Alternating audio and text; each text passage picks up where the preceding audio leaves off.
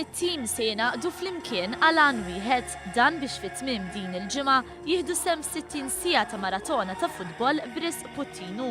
Maratona li bħal snin oħra qed issir fil-Marsa Sports Ground. Din se tkun il-11 edizzjoni tal-maratona tal-futbol li issa saret appuntament annwali b'attivitajiet ta' divertiment maħsuba għall-familja kollha.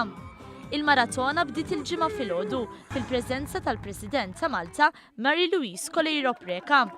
Reni Zerafa, wieħed mill-fundaturi ta' Puttinu Cares, tkellem dwar il-proġett li għalih se jinġabru l-flus din is-sena. Waqda l-jumej tal-maratona ħaniżvelaw il-proġetti ta' Puttinu li jekk Alla jrid iseħħu 80% tal-poplu Malti meta jitla l-akkomodazzjoni ikollu ma jħallas huwa u l-familja tiegħu.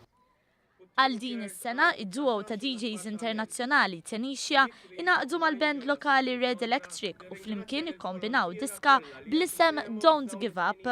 Minkejja li ssibtu l-ħadd il-maratona se tixxandar b'xandira diretta fuq l-istazzjonijiet lokali, Reni Zerafa appella lil pubbliku biex jattendi l-marsa. Nistennew il-familji Maltin jiġu bit-tfal tagħhom ħajgawdu l-ikbar fan park ġewwa Malta u l-ikbar spettaklu li għamilna l dawn il-familji kollox b'xejn.